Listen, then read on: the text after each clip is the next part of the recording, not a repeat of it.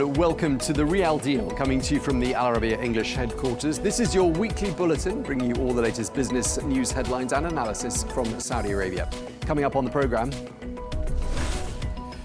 with President Donald Trump set to arrive in Saudi Arabia for what will be the first major overseas trip of his second term, we examine the economic impact for the kingdom. Plus, we ask, what might his very big announcement be?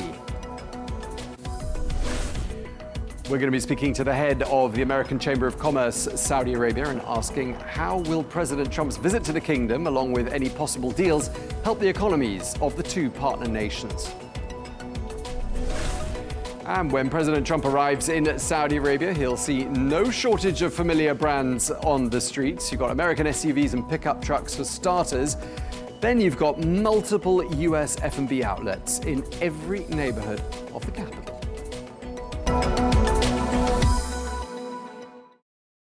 Hello and welcome to the programme. We're going to take you straight to our top story, President Donald Trump's visit to Saudi Arabia. That is the first stop of his first scheduled trip abroad since he returned to the White House in January. Well, the president's going to be accompanied by a large delegation, which will include the top bosses of some of America's biggest companies.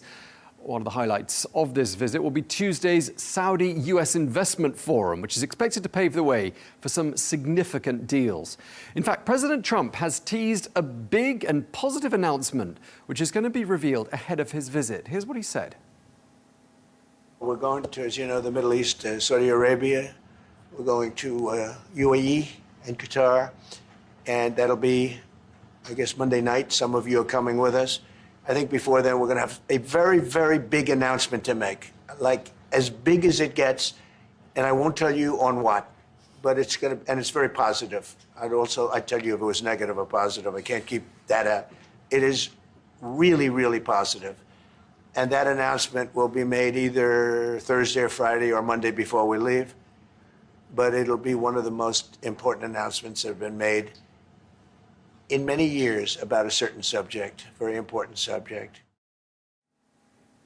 The US President speaking there. Well, I'm joined now by Ali Raza, the Chief Investment Officer of the Saudi Arabia Holding Company. Ali, thanks for joining us. Great to have you with us as ever. We're just hearing there the US President Donald Trump talking about a very, very big announcement, a positive announcement. Any clues from your side, any clues you're hearing as to what that announcement might entail? Well, in true Trump fashion, it wouldn't be a Trump announcement if he didn't tease it out in front of the world first. And if you read any of the tweets, I mean, people are saying, I heard in one particular aspect, it could be anything from order a Big Mac button in the White House to a sovereign fund. Now, I think, the nature of the actions that Trump has been taking have all pointed very intensely towards trade expansion, investment relationships. I would not be surprised if we see the creation of some kind of investment vehicle or sovereign fund, as he's alluded to before, just as one indication. Now, coming to the Middle East, we don't yet know exactly if this will be related to the Middle East or not, but perhaps there is some joint relationship coming up on the roadmap. Okay, well, we'll have to wait and see what the US President has got in store during his visit. We'll come back to you in just a moment, Ali. But as we look ahead to President Trump's visit, we ask, why is this visit so important for US and Saudi businesses? And what does it mean for trade between the two countries? Well, we can speak now to the Executive Director of the American Chamber of Commerce, Saudi Arabia. Liz Beneski, thank you very much indeed for taking the time to speak to us. A real pleasure having you with us. Let's start by talking about US investment in Saudi Arabia. How has US interest and investment grown over the years? Sure. Well, thank you, Tom, for having us. And it's a pleasure to welcome the American Chamber of Commerce, Saudi Arabia, also known as AmCham. We've been around for about 35 years, and we are a nonprofit, non-government, paid membership trade organization focused on the bilateral trade relationship between U.S. companies and Saudi Arabia in both directions. So this Trump visit comes at a very exciting time. With over 100 years history between our countries, trade has always been the lifeblood of the relationship. And though it has waxed and waned over those 100 years, it's really seen a steady growth since 2017 through 2020, despite the pandemic. And it's had its ups and downs, most certainly, but we are very hopeful that this bilateral trade investment relationship between both countries' leaders is going to lead to a long-term and sustained investment in those key critical industries upon which AmCham Saudi Arabia currently focuses. Okay, Liz, let's just talk about you for a moment, because you came to AmCham Saudi Arabia from Abu Dhabi, where I gather you spent a number of years. And I'm just wondering whether you can see any similarities, any parallels that you can draw perhaps between the economies of the UAE and Saudi Arabia.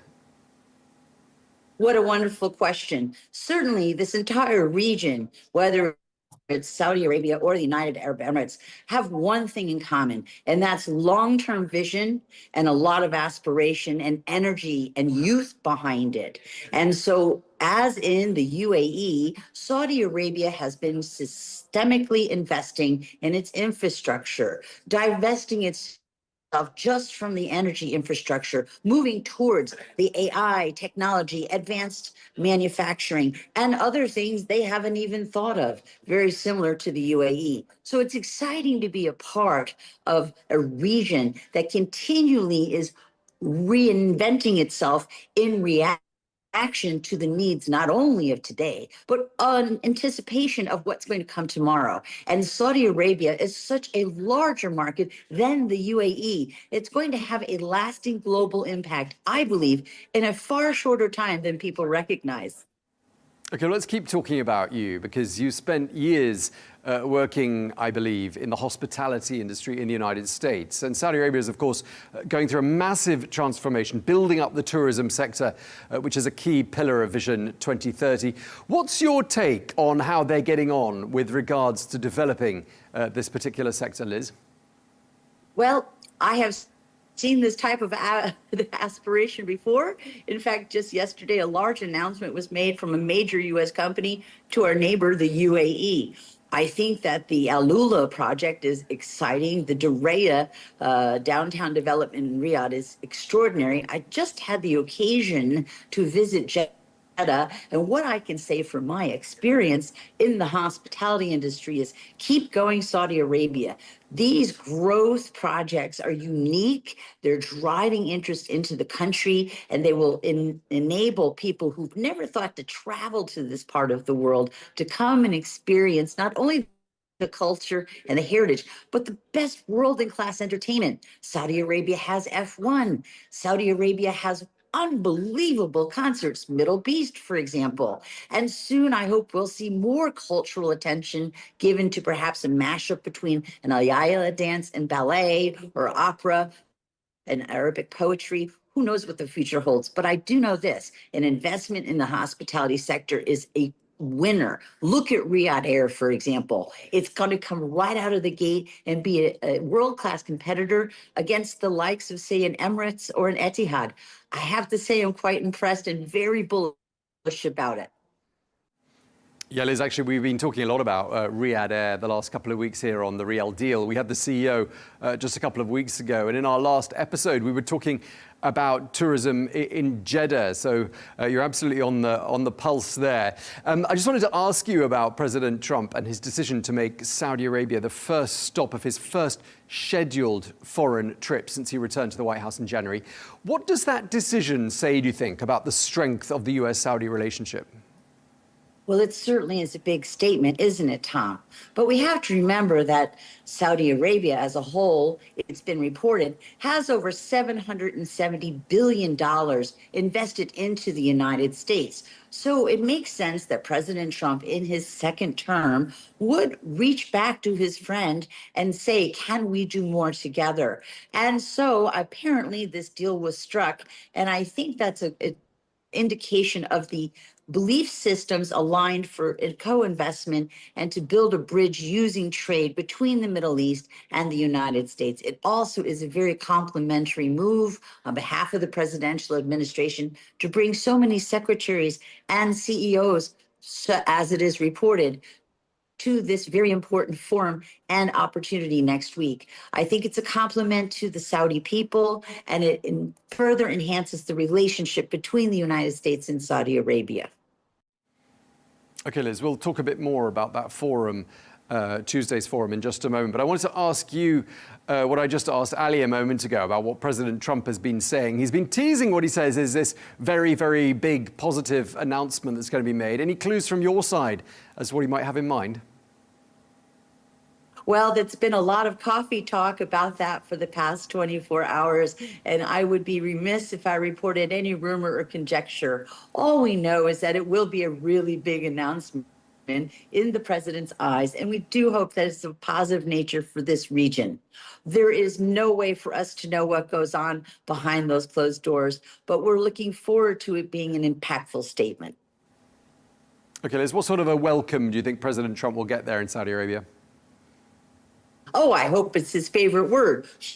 Huge. I mean, he loves being adulated, and I hope that we will, as always, be received well when he arrives in Saudi Arabia. I don't know if he'll have the time for the usual pomp and circumstance, but I have no doubt that His Highness Mohammed bin Salman will roll out the red carpet, or in this case, the green and white carpet, and welcome the American contingency. And I truly look forward to being witness to that. I'm sure it will be a very special day on May the 13th. And what do you think, compared to what President Trump saw 9 years ago when he visited Saudi Arabia on what was, of course, the first trip of his first term in office? I mean, how different is the country, Saudi Arabia, compared to how it was, let's say, 9 years ago? Well, I mean, Saudi Arabia has grown by leaps and bounds. I'm often quoted as saying that 1 year in the kingdom is like 3 years anywhere else in the world. Saudi has blossomed. And I think also the president and his entourage will be quite surprised at the modernity and scale of growth that have occurred in the past 9 years. So whether it's the beautiful arrival into Riyadh airport, if that's so where he is, into seeing the metro that was built in record time. There's no doubt as he looks out across the glittering towers rising from the desert and the projects that are in Riyadh, if he takes a tour to Jeddah, he will be impressed that Saudi Arabia, the Kingdom of Saudi Arabia, has continued to follow its path of growth and aspiration. I'm guessing, Liz, this visit's going to be keeping you very busy indeed. What's AmCham's role throughout the presidential visit? What a wonderful question. Now, because we're a nonprofit, non-government organization, but made up of over 700 members, you can imagine that every single American company is very involved with this visit. We are working lockstep alongside our partners, such as the U.S. Chamber of Commerce and the U.S. Saudi Business Council, to ensure that we maximize the amount of American companies, representatives, and their teams that can get involved with this visit. We hope that we will have a lot of opportunity for engagement with our local Saudi partners, and with all this excitement, actually achieve things. Not just talk the talk, but actually walk the walk. Get the follow-up visits, get everything moving forward. And it's very, very important to us that we do that in key sectors such as healthcare, AI, defense, and energy. And I just also would say mining, because an agreement was just drawn with mining. These are sectors that we have a lot of members in, and we hope to keep driving and moving forward. And maybe this Trump visit will accelerate that. Okay, let's go back to talking about that US-Saudi investment forum, which is going to happen on Tuesday. A little earlier on, you talked about it being a two-way or mutual sort of a forum. A lot of people using that kind of language as well to describe it, because of course they're going to be representatives from both sides, aren't they? They're going to be prominent Saudi ministers, and then you've got this enormous US delegation, which reports say include people like Elon Musk, Mark Zuckerberg, Larry Fink, Sam Altman, amongst others. What do you think is going to come out of that forum, and why do you think there's so much accent on the idea of it being a two-way investment opportunity? Well, certainly there's a lot of excitement. Let's start there. I mean, business has not always been, shall we say, sexy. And now trade is very much on the tip of everyone's tongue. So it's exciting to see this deals mentality come to play. But we all know that deals are just the tip of the iceberg.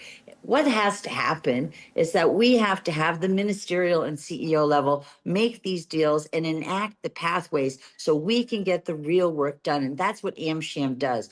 We help to enable the local efforts between the U.S. companies and our local partners to ensure that those deals are completed to fruition, whether it's building a pharmaceutical a manufacturing plant, whether that's working on an AI chips production line, whether that's exploring new blue, green, purple, orange, whatever energies, we have to work together. And I find this forum so exciting because it's attracting so many thousands of people. I think it's going to foster an engagement level that maybe we've never seen before. Everyone kind of works in silos. And now can you imagine all the US companies and all the Saudi partners, whether they're MISA or PIF or any ministry, will be in one room that's very energetic.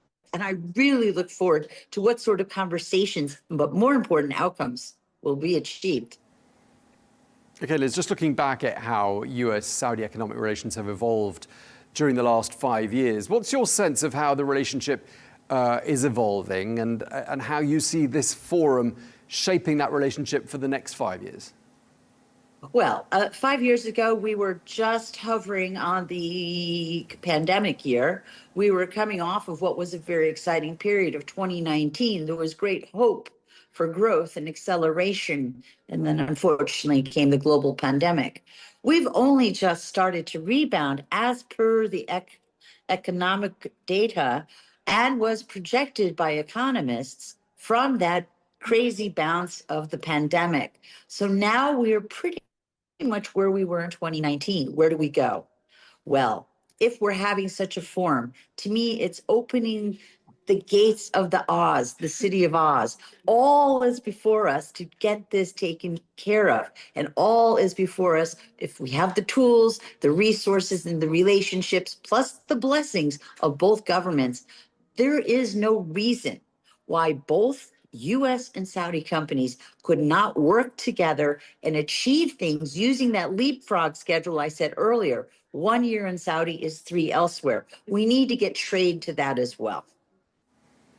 Okay, of course, Saudi Arabia's got huge ambitions, and we talk a lot about Vision 2030 on this program, and indeed right across this channel. Tell us a bit about how AmCham and how American companies generally fit into that vision, Liz. It's a great question.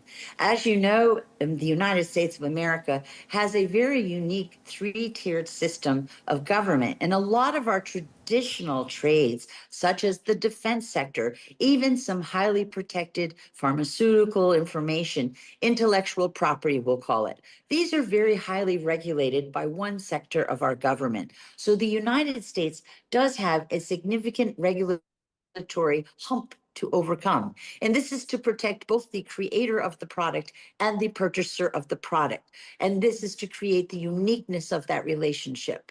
Now, when we come to Saudi, Saudi is very aspirational, but too wishes to have many American products. Hopefully, something like this forum will uncover or unlock some unique pathways, some benefits to the relationship. I do not work in government, but from a trade point of view, were we successful in identifying challenges which create opportunities and creating a reward for this unique relationship? I can certainly see where we can move that forward in that aspiration quicker and to the benefit of both countries. Okay, Liz, do you think it's getting easier on the whole for US firms to invest and operate in Saudi Arabia? No. And that's not the fault of Saudi. Saudi has thrown open its doors and welcomed us, most certainly. I mean, from a personal investment standpoint, whether you wish to, look at the stock exchange or make a real estate investment, sure, there's a little red tape, but the same exists in the United States. I think I'm very bullish on Saudi. But American firms have to learn also how to have more patience and to go ahead and come over those humps, as I just mentioned a few minutes ago. People don't have a lot of patience these days. I know time is precious, but we've got to work together to navigate. And I've lived in the Middle East for 22 years. Believe me, it's far better today than it ever has been. Okay, Liz, just to sum up this conversation in a couple of words, why is this relationship between the United States and Saudi Arabia so important? Long-term friendship and long-term goals equals long-term success for everyone. That's why, Tom.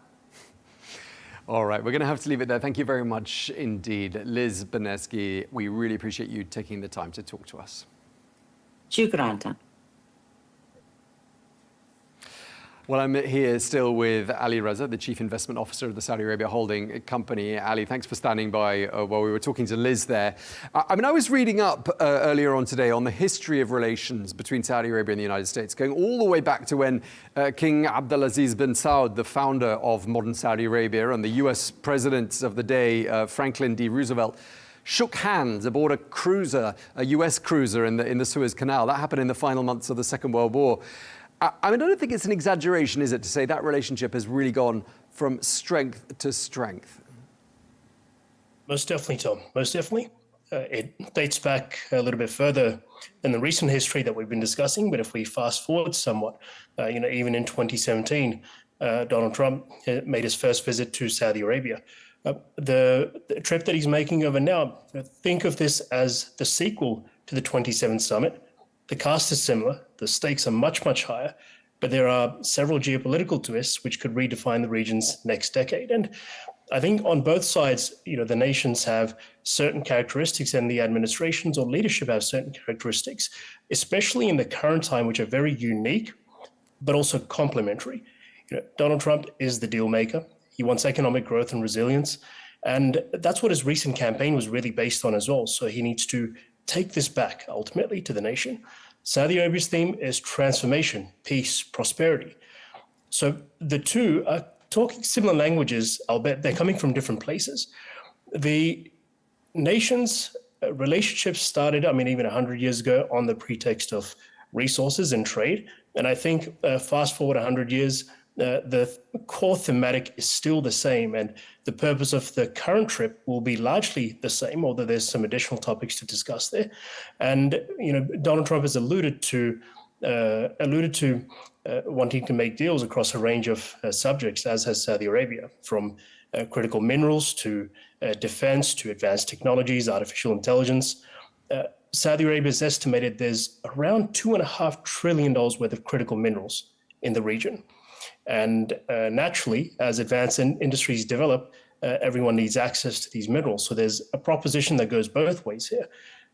That being said, Saudi Arabia, although it has minerals to trade potentially down the line, it also wishes to develop these minerals and these resources into goods locally. So there's a need for know-how and technology. And I think, through the many, many decades, through a century or so, the relationship has been largely based around trade. Resources and energy has often been a core thematic. And what we're seeing now is simply an evolution of the same thematic carrying forward. But I think there's some very unique and interesting geopolitical circumstances which make this a very fruitful partnership. Yeah, and that probably explains why we were hearing from Liz just before you, and a lot of the articles we're reading, the emphasis on the sort of the two-way, mutually beneficial dimension to, for example, that investment forum on Tuesday. Ali, stay with us. We're going to take a quick look at some other stories we're following here on the Riyal Deal coming out of Saudi Arabia this week. Well, let's stay with our top story and dive a little bit deeper into the impact of President Trump's visit on the Saudi economy. And we can cross to Riyadh and speak to Hesham Abualkhair, who is an economic policy expert. Thank you very much indeed for joining us, Hesham. What are your expectations of this visit, and what economic benefits could it bring to the kingdom? Thank you for having me. Trump's visit to Saudi Arabia will be historic. This is the first foreign country visit for Trump in his second term. We expect this visit to support Saudi Arabia Vision 2030 goals in diversifying its economy away from oil. We have seen over the past years a clear progress of Saudi Arabia economy.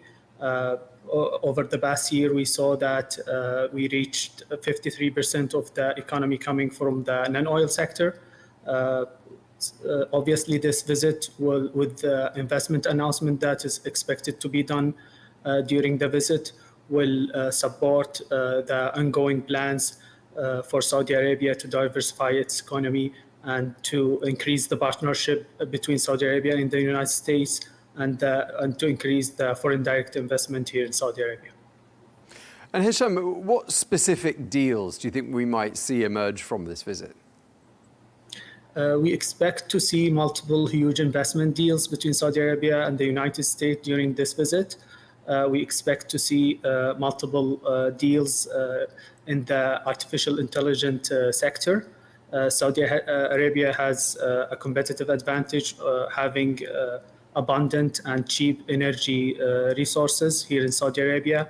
With this visit, Saudi Arabia will have access to cutting-edge semiconductors to power the artificial intelligence data center and to bring Saudi Arabia to become a leader in the AI technology.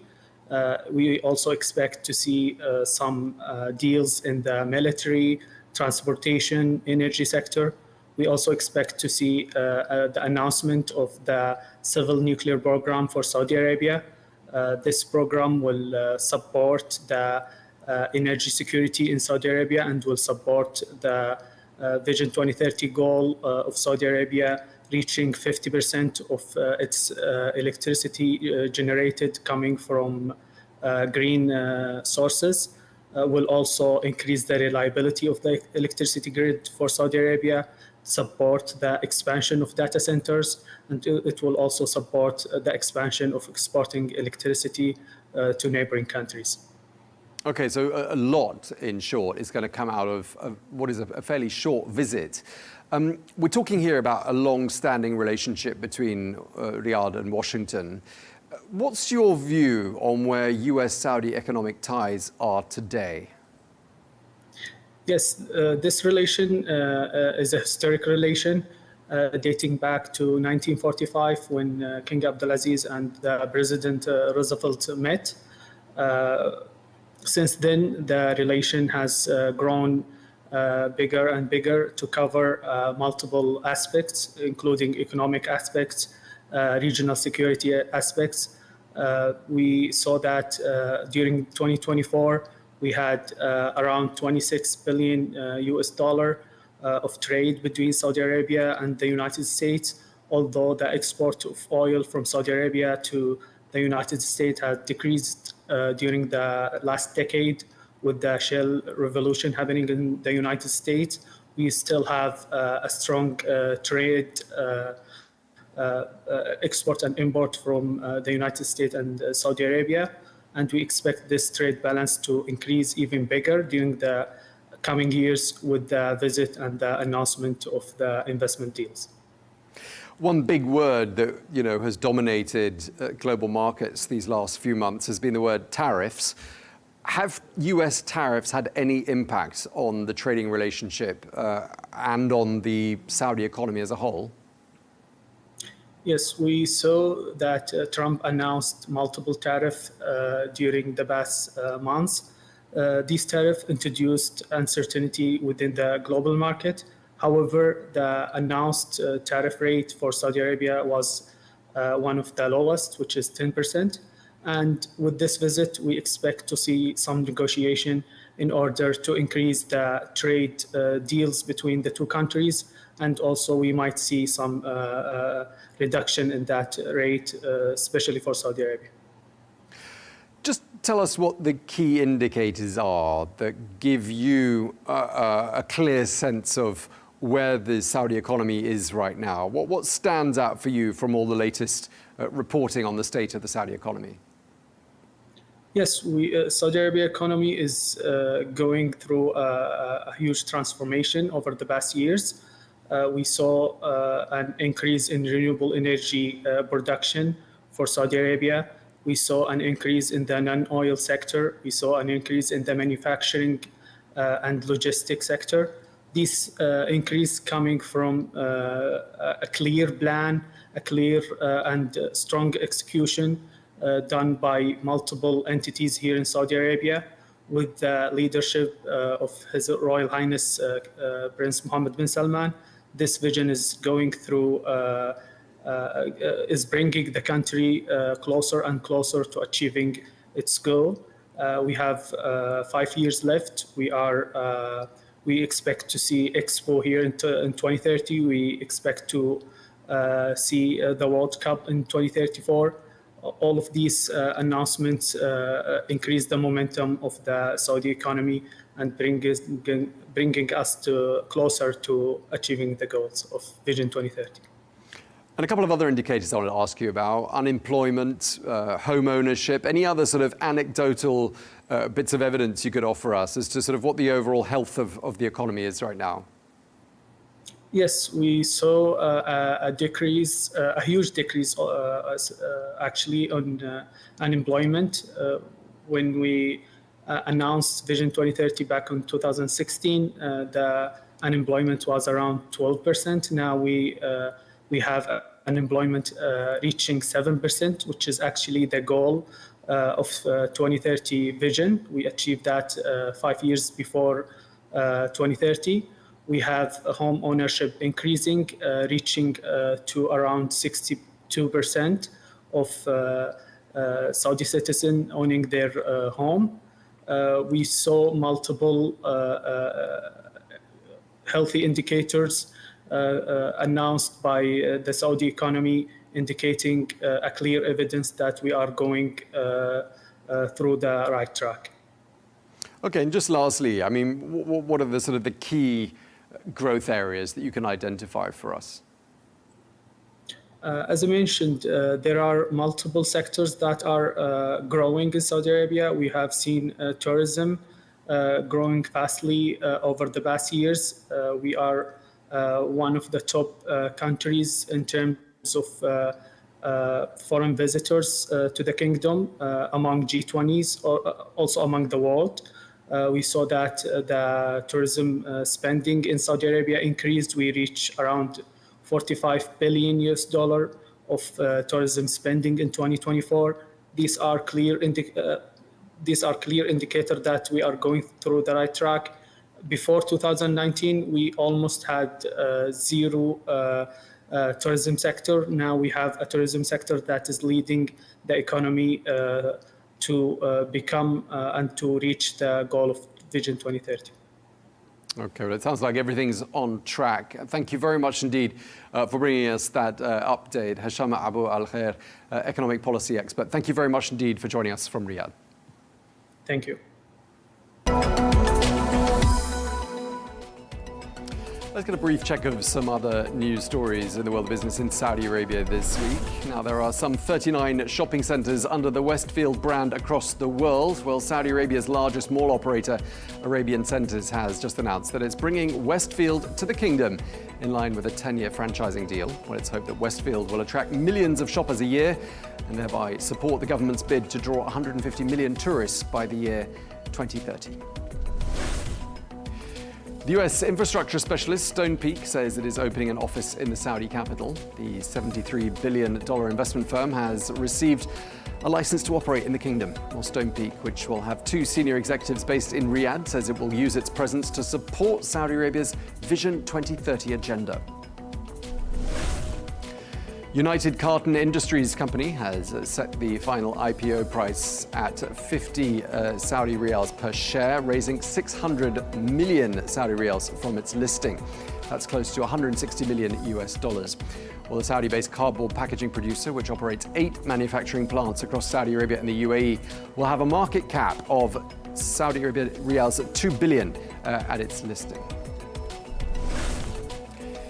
The chief executive of Dairy Queen, Troy Bader, says that he wants to see the company expand in the Middle East. He highlighted Saudi Arabia as being a potential focus. This comes as the fast food chain, which is owned by Warren Buffett's Berkshire Hathaway, says it sees signs that US consumers are dining out less amidst uncertainty related to tariffs.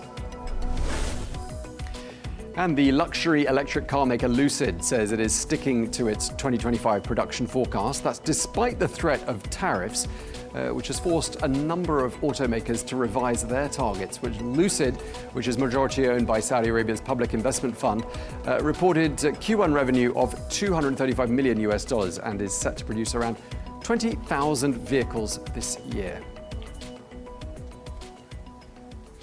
So Lucid is pushing ahead despite some pressure from US tariffs, which are being felt by many players across the auto sector. But the French automaker Citroën is not one of them. In fact, Citroën is hardly affected by the tariffs at all because of their limited presence in the US market. Well, the Citroën CEO, Thierry Koskas, told us he's keen to grow market share in the Middle East, in particular in Saudi Arabia. I was going to ask you specifically about your ambitions in the Middle East, because some parts of the Middle East aren't yet ready for fully electric vehicles. There isn't the infrastructure in a lot of markets outside the Gulf. Tell us a bit about which markets you think you're going to get, that you're going to zero in on in the Middle East. What's going to be your goal here?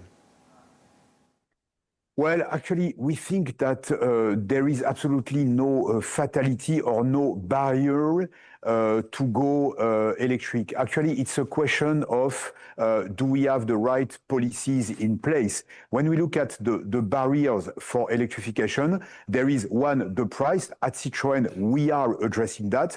Then we have the infrastructure to recharge your car. And you can see that in some countries, some governments put a lot of effort to put a great infrastructure. So I think that we could see in the future in Middle East a lot of countries that would go electric. I think this technology is perfectly suitable for many countries. It's just a question of, do I have the right infrastructure? And this is very much something that we are welcoming at Citroën. Mr. Koskas, Saudi Arabia is aiming for 30% electric vehicles by the year 2030. Is Saudi a market you'd like to see Citroën grow in? Well, we would love to, because Saudi Arabia, first of all, it's a great market. It's one of the biggest markets in Middle East. And the fact that there would be a political willingness to electrify the market is really, really something that we would be welcoming. I think that at Citroën, we are, first of all, present already in Saudi Arabia, and we have the perfect range of electric cars. We have small and affordable electric cars with EC3, for example, and we have bigger cars with a longer range, like the new C5 Aircross that is behind me. So we can answer to that. We are welcoming this willingness to go electric, and Citroën will be there to offer electric cars for Saudi customers. And just staying with Saudi Arabia, I mean, it's getting a little bit more competitive there now, because Tesla opened a showroom in Saudi Arabia in the last couple of weeks. The Chinese EV maker BYD got in there sometime last year. And of course, you've got this population of more than 30 million people. So all in all, this ought to represent one of the most exciting markets in the region. What are your thoughts? Well, absolutely. And you know, I think I first visited Saudi Arabia something like 20 years ago. So I know how the market is promising. And that's why it attracts so many brands, I would say, including, as you say, the Chinese brand. But I think that with Citroën, we have the right weapons to offer a great offer of cars in the Saudi market. We have very, very competitive products. You know, in Europe and in many countries in the world, including in Middle East, we are fighting against Chinese manufacturers, against others with great cars, including electric cars. So I think we are absolutely perfectly ready for the Saudi market, which is, again, a great market where we can sell both high-end cars, but also popular, smaller cars. So it's absolutely a great opportunity for Citroën, and we are extremely motivated to be present in the Saudi market. I just want to ask you about the US tariffs. Are they having any impact on Citroën, and are they having an impact on your sales? Well, actually, zero impact for the time being because, as you know, Citroën doesn't sell in the US. We are selling everywhere in the world, Latin America, Middle East, obviously, India, and so on, not in the US. So we are not directly concerned by the tariffs. Obviously, as part of Stellantis, Stellantis is because we have within Stellantis American brands, but at Citroën particularly and specifically, we are not concerned by the tariff topic at the moment. Okay, let's go back to Ali Raza, the Chief Investment Officer of the Saudi Arabia holding company, standing by for us. Just before we finish, I mean, we were just talking earlier on about one IPO there in Saudi this last few days. What else has been happening on this front, Ali? On the capital markets heating up in Saudi Arabia and across the Gulf, it's becoming quite interesting, actually. Recently, I mean, we've been hearing some speculation around the Flyness IPO, which would be quite an interesting aviation IPO as we see the rise of Riyadh Air and Saudiya, and also in some of our counterparts across the Gulf nations. But the capital markets, I mean, if we go back over the last sort of 12 to 18 months and we look at the number of IPOs that have gone up on the Tadawul and other neighboring nations, it's a very unique environment. There's the likes of the Fakih Healthcare Group, which was oversubscribed 119 times at the retail level. The MBC Media Group, which was oversubscribed 18 times at the retail level. Modern Mills, which actually generated $40 billion in orders, oversubscribed around 127 times at the retail level. So there's a lot of dry powder sitting there. People are very motivated to invest. But even more so, there's some very interesting things going on here. The value of foreign investors or foreign investor ownership actually increased by more than 49 billion Saudi Riyal year-end Q3 24. Now, that's a significant increase in foreign investor ownership. As a percentage of total ownership, it's actually a little bit down, but not because the ownership percentage is lower, but because alongside the foreign investors coming into the markets, the Saudi ownership has actually increased at an even greater rate. And this includes greater participation from the retail market. So the work that's going on over at Tadawul, at Nomu, the smaller side market, and all the work that's taking place under the Financial Sector Development Program of Vision 2030 is clearly having a positive impact. We can always see more investment flows and trade taking place in the capital markets. But the progress so far is quite fascinating, and it's created a very, very interesting environment for foreign and local investors. Okay, well, we'll be keeping a close eye on developments and perhaps have some more IPO news for our viewers in the next edition. Ali Raza, thanks for that. Do stand by. We'll be back with you in just a moment. And finally, when President Trump arrives in Saudi Arabia, he's going to see no shortage of familiar brands on the main streets of Riyadh. Well, there are American restaurants in every neighborhood of the capital. Well, if President Trump wants a good old-fashioned American donut, there are more than 600 branches of Dunkin' Donuts right across the kingdom for him to choose from, catering to around 250,000 people every single day, not to mention the multiple outlets of Buffalo Wild Wings, Starbucks, McDonald's. And for those who live in Saudi Arabia and who've perhaps studied abroad, these places offer a little reminder of a taste of what was once their home. I lived in the United States for 9 years, and Dunkin' was one of my go-to spots at university. I got the same order every day. When I came here, thank God, the same coffee and the same order here too. When I go out with my cousins and sisters, the one thing we never disagree on is going to an American restaurant. You'll find American restaurants in every neighborhood here. We eat it weekly, almost like Saudi food. It's an essential and important part of our lives. It's hard to find a single street in Saudi Arabia without an American brand or company, which reflects the strong trade relations between the two countries. Okay, so a big presence of US F&B outlets right down the streets. Ali, let me just ask you, is that something that strikes you when you go to Riyadh and you're driving down the streets? More and more of these well-known sort of brands, F&B outlets you see right across the world. I mean, it seems to be a huge number of them there in Saudi Arabia. Yep, absolutely, Tom. I mean, we've discussed before the number of tourists in Saudi Arabia has grown to over 100 million, which was the target for 2030. But the foreign visitors aside, the local population is looking for more venues to attend, to socialize, to experience the culture, have F&B options. There's a long list of events taking place each year. So internally, there's a huge acceleration in the number of people going out, experiencing things, eating out, socializing, which is part of the Saudi DNA in any case. But this is, of course, growing now. And with the number of now foreigners coming into the region as well, I think it's very natural that we're going to start seeing many more options take the streets. All right. Well, thank you very much indeed for that. Ali Raza, the Chief Investment Officer at the Saudi Arabia Holding Company. Thank you very much indeed to you for your time.